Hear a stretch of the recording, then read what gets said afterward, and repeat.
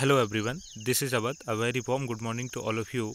इस video series में मैं आपको करवाता हूँ 20 most important one word substitutions from Black Book of English, जो कि बार बार एग्जाम में रिपीट हुए हैं और आगे भी आते रहेंगे।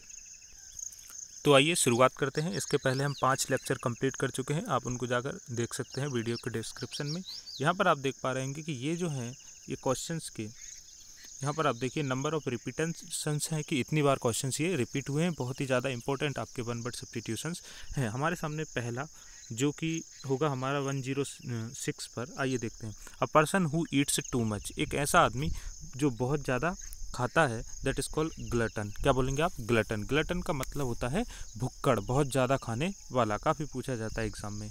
अगला है worried all the time about your health and believing that you are ill sick when there is nothing wrong with you. इसका मतलब ये है कि हर समय अपने आप को बीमार समझना। आपको कुछ हुआ नहीं है फिर भी आपको लग रहा है कि यार मैं तो बीमार पड़ जाऊंगा, तो दैट इज़ कॉल्ड, उस सिचुएशन को आप बोलते हैं हाइपोकॉन्ड्रियाक। क्या बोलते हैं आप? हाइपोकॉन्ड्रियाक। और हाइपोक्राइट एक ऐसा व्यक्ति होता है जो अपने आप को क्या समझता है? हमेशा बीमार समझता है। तो हाइपोकॉन्ड्रिया होती है ऐसी सिचुएशन, अगर आपसे पूछ ले एग्जाम में कि फियर ऑफ इलनेस मतलब बीमारी से डर, हाइपोकॉन्ड्रिया कहलाता है। ये हम पढ़ भी चुके हैं।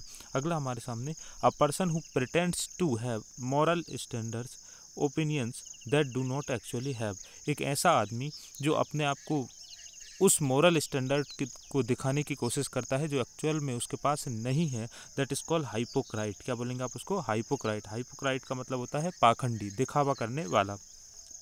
अगला हमारे सामने, a person who comes to a country where they were not born in order to settle down, एक ऐसा आदमी जो किसी दूसरे देश में आता है, क्यों आता है? जहाँ उसका जन्म नहीं हुआ है लेकिन रहने के लिए वो उस देश में आता है। इसका मतलब क्या है कि आप इंडिया में आपने जन्म लिया है लेकिन आप फिर जाकर यूएसए में रहना चाहते हैं, तो एक ऐसा आदमी जिसका जन्म कहीं और हुआ है और दूसरी कंट्री में रहने के लिए चला जाता है, दैट इज कॉल्ड इमिग्रेंट। क्या बोलेंगे आप? इमिग्रेंट। इमिग्रेंट का मतलब क्या होता है? आप प्रवासी। अब यहाँ पर एक कन्फ्यूज़न है स्टूडेंट्स को, कौन सा? उसको लेकर, एक होता है इमिग्रेंट और एक होता है इमाइग्रेंट। हमने पहले भी इसको डिस्कस किया है। आज से उसको फिर से रिवाइज करते हैं हम कि कौन सा शब्द है वो। ये देखिए आपके सामने मैं 2 शब्द लिख रहा हूँ, एक जो अभी हमारे सामने आया इमिग्रेंट, और एक और क्या होता है? इमाइग्रेंट। एक दिन मैंने आपको और भी बताया था कि जब कोई व्यक्ति किसी कंट्री में जन्म लेकर दूसरी कंट्री में जाता है सेटल होने के लिए, तब उसको क्या बोलते हैं? इमिग्रेंट। और ये कौन सा व्यक्ति है जो उस कंट्री का ना होकर उसमें जाता है लेकिन फिर किसी काम से अपनी कंट्री में वापस आता है कुछ दिनों के लिए, दैट इज कॉल्ड, इसको आप अप्रवासी बोलते हैं, ऊपर वाले को। इमाइग्रेंट क्या होता है? अप्रवासी। और ये आपका जो इमिग्रेंट होता है वो किसी और कंट्री का आदमी जब कहीं पर जाकर रहने लगता है, दैट इज कॉल्ड इमाइग्रेंट। समझ पा रहे होंगे इस बात को? ये दोनों ही विदेशी आदमी हैं, उस देश के नहीं हैं, लेकिन जब आपके देश में कोई थोड़े दिनों के लिए वापस आता है, दैट इज कॉल्ड, ये है आपका ऊपर वाला। और अगर वो परमानेंट जाकर वहाँ रहता है, दैट इज कॉल्ड इमिग्रेंट। अगला वर्ड हमारे सामने, that you can not here, ऐसी आवाज़ जिसको आप सुन नहीं सकते, that you can not here, that is called inaudible. क्या बोलेंगे आप? इनऑडिबल, जिसको सुना नहीं जा सकता है। अगला हमारे सामने है इम्पॉसिबल, डिफिकल्ट टू बिलीव, कोई ऐसी चीज़ जिसको कि विश्वास करना नामुमकिन हो, इम्पॉसिबल हो, दैट इज कॉल्ड इनक्रेडिबल। क्या बोलेंगे आप? इनक्रेडिबल। क्रेडिबल का मतलब होता है विश्वसनीय और इनक्रेडिबल का मतलब होता है अविश्वसनीय। लेकिन ये शब्द वैसा नहीं है जैसा आप समझ रहे हैं। देखिए क्रेडिबल का मतलब क्या होता है? विश्वसनीय। ये हमने पहले भी देख चुके हैं वीडियो में। लेकिन इनक्रेडिबल जब इसके सामने लग जाता है तो इसका मतलब ये होता है कि कोई ऐसी चीज़ जो इतनी अच्छी है कि उस पर विश्वास कर पाना पॉसिबल नहीं है। आप भी अगर टीवी में ऐड देखते होंगे तो एक ऐड आता है इनक्रेडिबल इंडिया। तो इनक्रेडिबल इंडिया का क्या मतलब है? नीचे आपको लिखा मिलेगा अतुल्य भारत, मतलब इतनी अच्छी कोई चीज़ कि विश्वास कर पाना नामुमकिन हो, वो होता है आपका इनक्रेडिबल। ये ऐसा नहीं है कि कोई भी झूठी चीज़ को इनक्रेडिबल बोल सकते हैं, नेवर। इम्पॉसिबल और डिफ़िकल्ट टू बिलीव, क्यों? वो चीज़ इतनी सुंदर है या इतनी अच्छी है कि इनक्रेडिबल है, अविश्वसनीय है। अगला हमारे सामने है नेवर गिविंग अप और getting tired of doing something. कोई भी चीज़ करने से कभी भी थकना नहीं, never giving up, give up का मतलब होता है छोड़ देना, हार मान लेना, ये गिव अप। और गेटिंग टायर्ड, टायर्ड मतलब थक जाना। ऑफ डूइंग समथिंग, कोई भी चीज़ से थकना नहीं, दैट इज़ कॉल्ड इनडेफिटेबल। ये डिफीट लिखा हुआ है, आप यहाँ पर देखेंगे डिफीट, है ना। तो डिफेटिजेबल हो गया हारने योग्य, और इनडेफिटेजिबल जो हारता नहीं है उसको क्या बोलेंगे, अथक। अगला हमारे सामने काफ़ी इंपॉर्टेंट है, ओरिजिनेटिंग और occurring naturally in the place और कंट्री वेयर फाउंड नेटिव। इसका मतलब ये है कि कोई भी ऐसी चीज़ जो जिस कंट्री में मिलती है आपको, उसी कंट्री में उसका ओरिजिन भी है, उसी कंट्री में आपका क्या है, ओरिजिन है। या फिर नेटिव, नेटिव का मतलब ही स्वदेशी होता है, दैट इज़ कॉल्ड इंडिजीनियस, है ना। इंडिजीनियस का मतलब क्या होता है, स्वदेशी, अपने ही देश में ओरिजिन हुआ उसका, अपने ही देश में वो चीज़ मिल रही है, दैट इज कॉल्ड इंडिजीनियस, स्वदेशी कहलाता है। ओरिजिनेटिंग और occurring naturally in the place और कंट्री वेयर फाउंड, जहाँ पाई जाती है वहीं उसका क्या हुआ है, जन्म हुआ है। अगला हमारे सामने too great beautiful to describe in words. Too great, देखिए जब किसी भी चीज़ के आगे टू लग जाता है, डबल टू, टू का स्ट्रक्चर आपने पढ़ा होगा, टू और टू, ये जब लग जाता है तो इसका मतलब होता है इतना की। अब उसने बोला कि टू ग्रेट और beautiful to describe in words, कोई भी चीज़ इतनी सुंदर है कि जिसको शब्दों में डिस्क्राइब, वर्णन नहीं किया जा सकता, दैट इज़ कॉल्ड इनएफेबल। क्या बोलेंगे आप, इनएफेबल। इनएफेबल का मतलब होता है अवर्णीय, शब्दों में जिसका वर्णन नहीं किया जा सकता।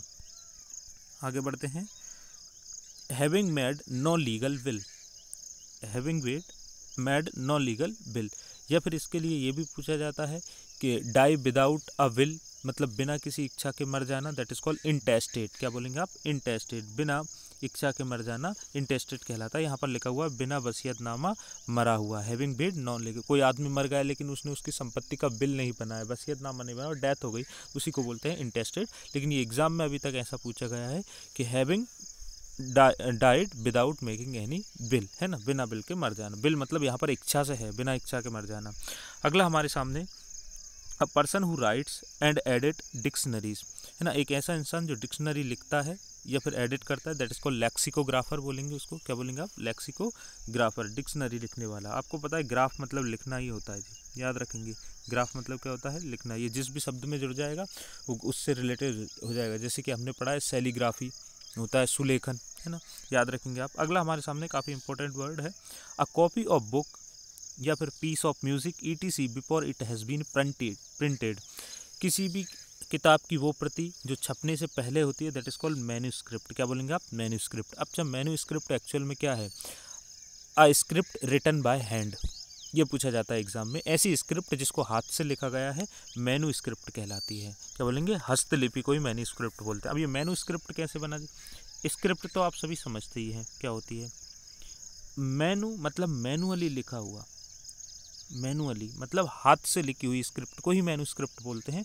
बहुत कठिन वर्ड ये नहीं है, तो रिटन बाय हैंड ऐसा पूछा जाता है। अगला हमारे सामने, a person who suffers very much और killed because of his religious और पॉलिटिकल बिलीव्स, एक ऐसा आदमी जो उसके धार्मिक या फिर पॉलिटिकल व्यूज़ के लिए अपनी जान दे देता है, दैट इज़ कॉल्ड मार्टायर। क्या बोलेंगे आप, मार्टायर। मार्टायर का मतलब होता है शहीद। शहीद का यहाँ पर मतलब है कि जो अपने विश्वास के लिए, जो अपनी जिस चीज़ को मानता है उसके लिए अगर वो जान दे देता है, दैट इज़ कॉल्ड मार्टायर कहलाता है, शहीद कहलाता है। जैसे कि हमारे आर्मी सोल्जर्स, उनके बिलीफ के लिए वो अगर जान दे देते हैं, दैट इज़ कॉल्ड मार्टायर। और आप अगर चाहेंगे भी तो देखेंगे कि अमृतसर जब हम जाते हैं तो मार्टायर वो बना हुआ है, मार्टायर टॉवर, तो दैट इज़ कॉल्ड मार्टायर, मतलब शहीद होते हैं। अगला हमारे सामने, आप कहीं पर भी जाएंगे जहाँ पर हमारा देशभक्ति से रिलेटेड प्लेस होगा, अगर वहाँ पर शहीदों का कुछ बना हुआ है तो मार्टायर लिखा मिलेगा आपको। अगला हमारे सामने, the killing of one's mother, अपनी ही माँ की हत्या कर देना, दैट इज़ कॉल्ड मैट्रीसाइड कहलाएगा। मैट्रीसाइड क्या होगा, मातृ हत्या। अब यहाँ से आपको बहुत सारे वर्ड्स पिछले भी याद आ रहे होंगे, तो आइए ज़रा देखते हैं एक बार। यहाँ पर आपका रूट वर्ड मिला हमें साइड, CIDE, साइड। साइड का मतलब हमने पढ़ा था टू किल। अब मैं आपके सामने रख रहा हूँ, पहला हमने शब्द देखा पैट्रीसाइड, पैट्रीसाइड, ये प्रीवियस वीडियोस में हमें मिल जाएगा। अगर आपने प्रीवियस नहीं देखी होगी तो आपको पता चल रहा होगा कि आपका रिवाइज हो रहा है, अगर आपने पहले वीडियोस देखी तो। मैट्रीसाइड जो अभी हमारे सामने शब्द है। अगला है हमारे सामने फ्रैट्रिसाइड, और एक और हमने पढ़ा था that is called genocide, GENO, genocide. देखिए पैट्रिसाइड पितृहत्या, मैट्रिसाइड मातृहत्या एंड फ्रैट्रिसाइड क्या होगा आपका भातृहत्या, मतलब भाई की हत्या, और जेनोसाइड आपने बताया था किलिंग ऑफ होल रेस, एक पूरी की पूरी मानव जाति की हत्या ही क्या कहलाती है, जेनोसाइड कहलाती है। इस प्रकार आप वर्ड्स को कनेक्ट करते हुए चलेंगे। आइए 120 पर, अ प्लेस, रूम और बिल्डिंग, कोई भी प्लेस, रूम या building in which dead bodies are kept before they buried या क्रीमेटेड, एक ऐसी जगह जहाँ पर सबको रखा जाता है, डेड बॉडीज़ को रखा जाता है, कब, उनका अंतिम संस्कार करने से पहले। तो वो जगह हॉस्पिटल में आप देखते होंगे कि हॉस्पिटल में एक रूम जो बने होते हैं हॉस्पिटल में जहाँ पर डेड बॉडीज़ को रखा जाता है, दैट इज़ कॉल्ड मर्चुअरी। क्या बोलेंगे आप, मर्चुअरी शवगृह। आप मूवीज़ या सीरियल जब भी देखते होंगे तो ऐसे सीन आने पर उस गेट के ऊपर ज़रूर देखें आप, लिखा होता है मर्चुअरी या फिर शवगृह, दैट इज़ कॉल्ड जहाँ पर डेड बॉडीज़ को रखा जाता है। अगला, अ person who admires himself, admire मतलब तारीफ़ करना, हिमसेल्फ खुद की ही, एक ऐसा आदमी जो खुद की ही तारीफ़ करता है, टू मच बहुत ज़्यादा, स्पेशली हिज अपीयरेंस, उसके दिखावे की, मतलब वो कैसा लग रहा है, दैट इज़ कॉल्ड नार्सिसिस्ट। क्या बोलेंगे आप, नार्सिसिस्ट, आत्मरतिक मतलब अपनी ही प्रशंसा करने वाला। इतना नहीं पूछा जाता है एग्जाम में फिर भी। अगला हमारे सामने काफ़ी इंपॉर्टेंट वर्ड है, eating all types of food, all types of foods, इसका मतलब क्या है, जो प्लांट्स को भी खा सकता है, मीट को भी खा सकता है, दैट इज कॉल्ड ओमनीबोरस। क्या बोलेंगे आप, ओमनीबोरस, सर्वभक्षक होता है। आइए ज़रा इससे मैं आपको कुछ और चीज़ें सिखाता हूँ। तो यहाँ से हम देखिए दो वर्ड हमारे सामने लिखा हुआ है। पहला लिखा हुआ है हमारे सामने ओमिनी, ओमिनी, और दूसरा क्या लिखा हुआ है, बोर, VOR। ओमनी का मतलब होता है ऑल, जबकि बोर का मतलब होता है टू ईट, किसी भी चीज़ को खाना।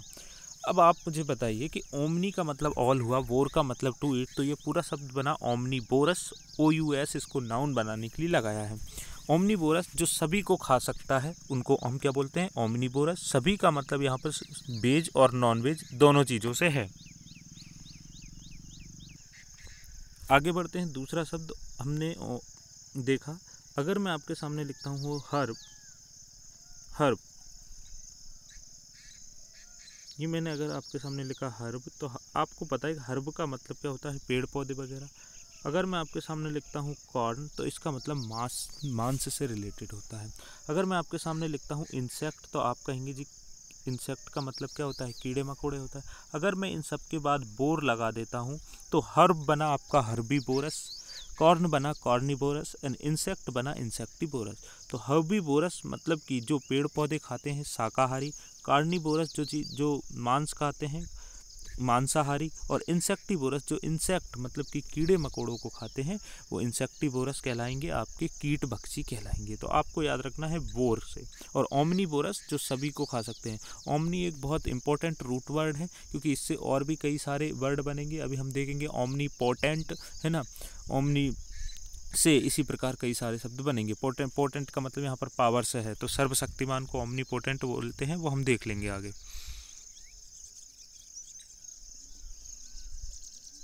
अगला हमारे सामने शब्द है that is called not clear enough to see through, allow light through. Not enough to see through, कोई ऐसी चीज़ जिससे आर पार नहीं देखा जा सकता है, थ्रो मतलब आर पार। अलाउ लाइट थ्रो, या फिर वो उससे प्रकाश को गुजरने नहीं देता है, दैट इज कॉल्ड ओपेक। क्या बोलेंगे आप, ओपेक। ओपेक का मतलब अपारदर्शी होता है, और इसका अगर आपसे एंटोनिम पूछ लिया जाए that is called transparent. Transparent का मतलब पारदर्शी और ओपेक का मतलब अपारदर्शी। अगला हमारे सामने काफ़ी इंपॉर्टेंट वर्ड है, a person who believes that war and violent are always wrong. एक ऐसा आदमी जो ये समझता है कि वॉर मतलब युद्ध या फिर वायलेंट नियमों का तोड़ना हमेशा गलत होता है, मतलब ऐसा आदमी जो हमेशा शांति चाहता है, दैट इज कॉल्ड पैसिफिस्ट बोलेंगे आप उसको। पैसिफिस्ट, शांति प्रिय। ये शब्द में पैसिफिस्ट में आप देखिए पीस से बना हुआ है जी, पीस, तो यहीं से बना पैसिफिस्ट। पैसिफिस्ट जो हमेशा शांति चाहता है। दूसरा ऐसे भी पूछ लिया जाता है, a person who do not want war, जो युद्ध नहीं चाहता है, पैसिफिस्ट कहलाता है। अगला हमारे सामने a short story that teach a spiritual lesson. एक ऐसी स्टोरी छोटी सी जो स्पिरिचुअल लेसन सिखाती है, specially one of those told by Jesus as recorded in the Bible. कहने का मतलब है कि बाइबल की छोटी छोटी पंक्तियाँ, उनको क्या कहते हैं, दैट इज कॉल्ड पैराबल। क्या बोलेंगे आप, पैराबल। पैराबल का मतलब क्या होता है, नीति कथा। अब आप उन सारे वर्ड्स को याद करिए जो हमने पढ़े थे, कौन कौन से, आइए ज़रा एक बार देख लेते हैं। तो प्रीवियस वीडियोस में हमने देखा है टाइप्स ऑफ पोएम्स में जो बीच बीच में शब्द आए हैं। हमारे सामने एक वर्ड आया था दैट इज कॉल्ड ओड, हमारे सामने एक वर्ड आया था एलिजी, और हमारे सामने एक और वर्ड आया था दैट इज कॉल्ड सोनेट। अगर आपने वीडियोस को देखा है तो आपको इनके बारे में पता होगा, क्योंकि जब एग्ज़ाम में पोएम्स से रिलेटेड टाइप्स ऑफ पोएम्स हैं, कितने तरीके की कविताएं हो सकती है, टाइप्स ऑफ पोएम। एलिजी का मतलब था शोक गीत, जब किसी की मृत्यु हो जाती है तब जो कविता गाई जाती है, एलिजी। सोनेट आपकी थी 14 लाइन्स की कविता, और यहाँ पर ऑड आपका था मनोरंजन के समय पर गाई जाने वाली कविताएँ। अब अगर आपने प्रीवियस वीडियोज़ देखी हैं तो आपका रिवाइज हो गया होगा। आइए आगे बढ़ते हैं। तो a short story that teaches spiritual lesson, specially इसकी कविताएं दैट इज कॉल्ड बाइबल की, तो उसको क्या बोलेंगे, पैराबल। तो उम्मीद करता हूँ ये सारी बातें आपको समझ में आ गई होंगी। बहुत ही ज़्यादा important idioms one word substitutions है जो कि ब्लैक बुक ऑफ इंग्लिश से लिए गए हैं। ये 500 इडियम्स वन वर्ड सब्स्टिट्यूशंस हैं जो कि बार बार एग्जाम में पूछे गए हैं। नंबर ऑफ रिपीटेशंस इनका पीछे लिखा गया है, और भी इनको पूछते रहेंगे। तो हम 500 करेंगे जो कि बहुत जल्दी होने वाले हैं। उसके बाद हम उठाएंगे यहाँ से इडियम्स एंड फ्रेजेस को। तो उम्मीद करता हूँ आपको पसंद आया होगा। अगर आपको अच्छा लगा तो लाइक ज़रूर करें। Thank you so much.